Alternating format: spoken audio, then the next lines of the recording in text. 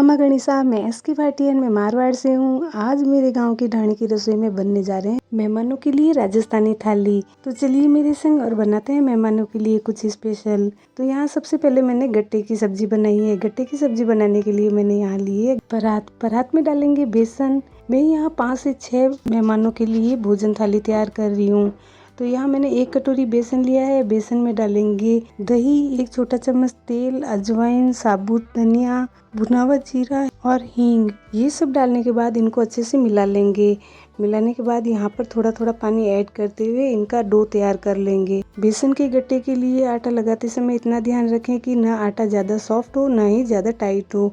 जितना हम नॉर्मल रोटियों के लिए आटा गूंथते हैं वैसे ही ये आटा गूंथना है। इन बेसन के गट्टों के लिए मैंने यहाँ मीठे सोडे का उपयोग बिल्कुल भी नहीं किया। इसकी जगह मैंने दही डाला है।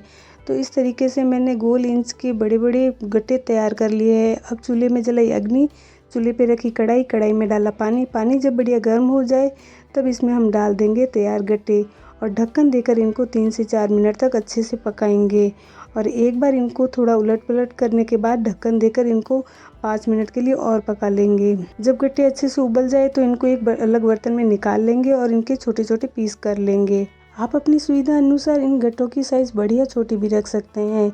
गट्टे काटने के बाद इनको एक तरफ रख लिया है। अब हम अलग मसाले की तैयारी कर लेंगे। इसके लिए मैंने लिया है लहसुन, हरी मिर्च और टमाटर। इन सबको मैंने खल में कूट दिया है। आप चाहे तो इनको मिक्सी में भी पीस सकते हैं। तो यहाँ पर टमाटर, लहसुन और हरी मिर्च कूट कर तैयार है। अब इनको भी हम एक अलग बर्तन में निकाल लेंगे। मैं मेहमानों का सारा खाना चूल्हे पर ही बनाने वाली हूँ। तो अब चूल्हे में जलाई अग्नि, चूल्हे पर रखी कढ़ाई, कढ़ाई में डालेंगे 3 से 4 चम्मच तेल। तेल जब बढ़िया गर्म हो जाए तो इसमें डालेंगे राई और जीरे का छौंक। छौंक लगाने के बाद जो मैंने लहसुन और हरी मिर्च और टमाटर का पेस्ट तैयार किया था वो पेस्ट को अच्छे से हमें तेल में भूनना है। उसके बाद 1 कटोरी भर मैंने यहाँ पर डाले हैं प्याज और बाकी सारा मसाला पकता है तब तक हम कर लेंगे एक और मसाले की तैयारी। तो इसके लिए जो हम रोज रेगुलर मसाले लेते हैं सब्जी के लिए वही लिया है मैंने। यहाँ पे 1.5 चम्मच मैंने यहाँ लाल मिर्च पाउडर, आधा चम्मच हल्दी पाउडर, आधा चम्मच धनिया पाउडर, नमक आपके स्वाद अनुसार और इस सभी मसाले को दही में भिगोया है और इसको अच्छे से मिला देंगे ताकि इस मसाले में कोई गुठली न बने। अब दही के इस मसाले को हम डाल देंगे कढ़ाई में और इसे अच्छे से पकाना है। थोड़ी देर हम चम्मच से चलाते रहेंगे ताकि दही इसमें फटे नहीं और थोड़ा सा पानी डालकर और हमें इसकी ग्रेवी अच्छे से पकानी है। तो मसाले यहाँ पककर तैयार है। अब हम डाल देंगे इसमें तैयार गट्टे। गट्टे डालने के बाद इनको ज़्यादा देर तक नहीं चलाना है। 1 से 2 मिनट तक इसको हल्की आंच पर पकाना है। उसके बाद यहाँ ऊपर से डाल देंगे हम कसूरी मेथी। कसूरी मेथी डालने के बाद एक बार चम्मच से चला लेंगे और फिर कढ़ाई को रख देंगे नीचे। अगर आपको ग्रेवी थिक रखनी है तो यहाँ पर आप पानी कम डालें, नहीं तो और पानी डाल सकते हैं। ऊपर से डाला हरा धनिया और तैयार है हमारे राजस्थानी गट्टे की सब्जी। राजस्थान के हर मेहमान की थाली में ये गट्टे की सब्जी जरूर से बनती है। तो गट्टे की सब्जी बनकर तैयार है। अब हम कर लेते हैं दूसरी सब्जी की तैयारी। तो मैं यहाँ बनाने जा रही हूँ मेहमानों की थाली के लिए पालक मटर की सब्जी। तो यहाँ फ्रेश पालक तोड़ लिए हैं। इसको हम 2-3 बार साफ पानी में धो लेंगे जिससे इसके ऊपर लगी हुई धूल मिट्टी हट जाए। पालक को धोने के बाद इसको हम छोटे छोटे टुकड़ों में भी काट सकते हैं या इसको ऐसे ही भी उबाल सकते हैं। इधर चूल्हे पे चढ़ा दी हांडी। हांडी में डाल देंगे पानी। पानी को उबालने के लिए छोड़ देंगे जिससे गैस की आंच कर लेंगे तेज। तो मैंने यहाँ चूल्हे की अग्नि तेज कर ली है। इसके बाद हांडी पर ढक्कन दे देंगे और पानी को गर्म होने के लिए छोड़ देंगे। पानी जब बढ़िया गर्म हो जाए तो इसमें डाल देंगे पालक।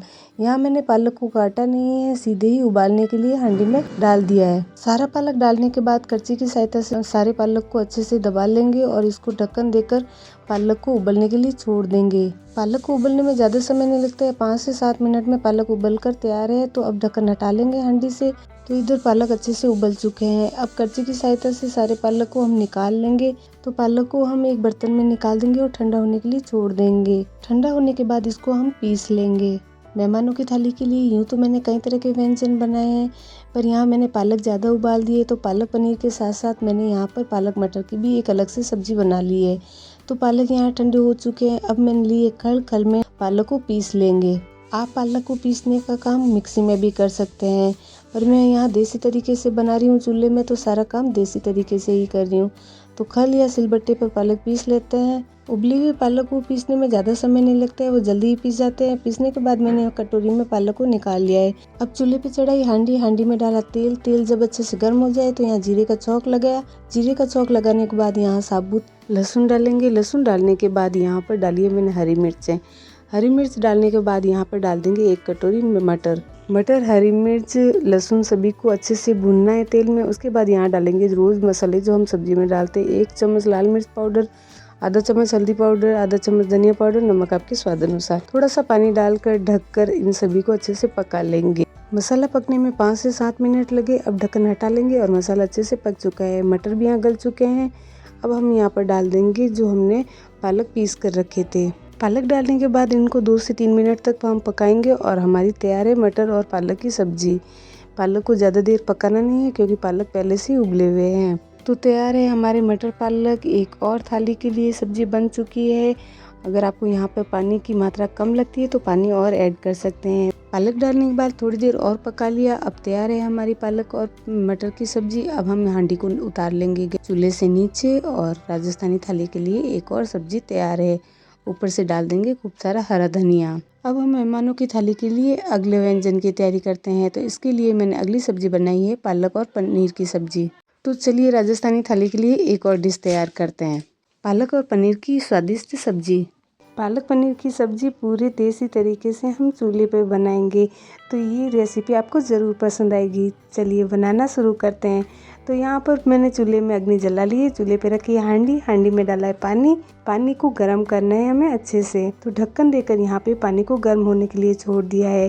पानी जब बढ़िया गर्म हो गया है तो यहाँ पर डाल दिए पालक को पहले धोकर 3-4 पानी में धोकर साफ कर ले ताकि उनके ऊपर से रेत मिट्टी हट जाए।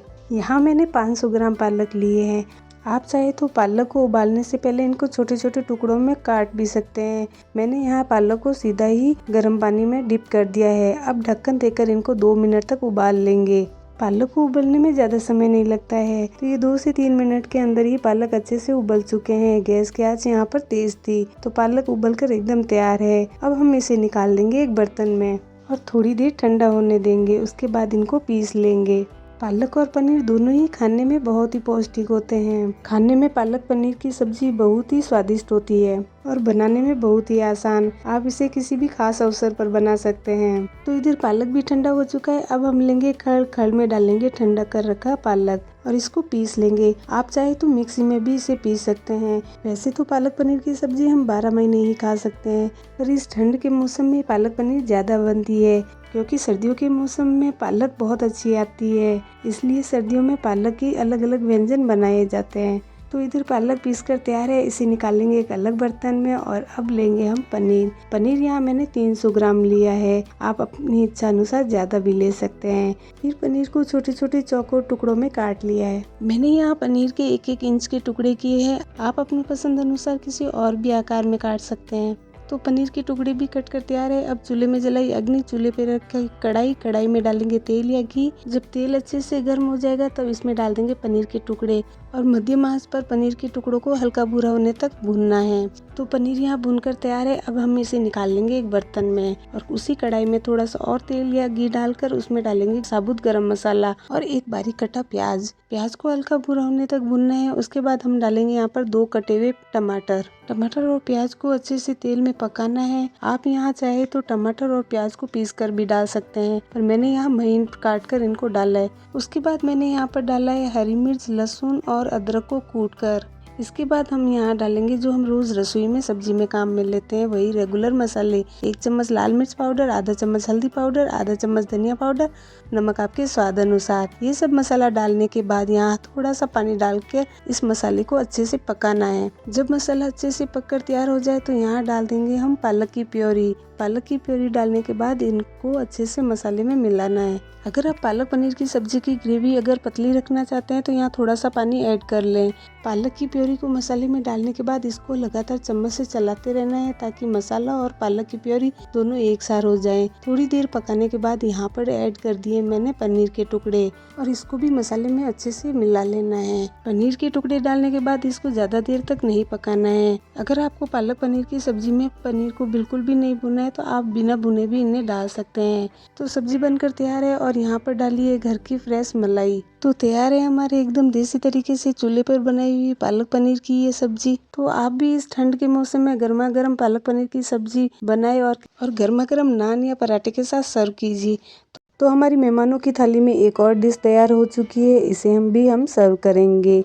तो पालक पनीर की सब्जी बनने के बाद हम अगली सब्जी की तैयारी करेंगे। तो यहाँ पर मैंने मिर्ची का कूटा बनाया है।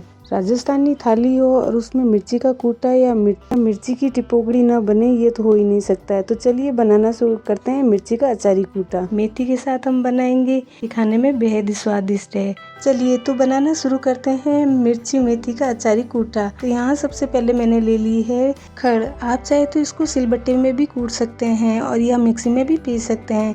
तो खल में मैंने डाला है लहसुन, क्योंकि कूटा बने और उसमें लहसुन न जाए, ये तो हो ही नहीं सकता। तो यहाँ पर लहसुन को दरदरा कूट लिया है। आप लहसुन की मात्रा अधिक भी रख सकते हैं।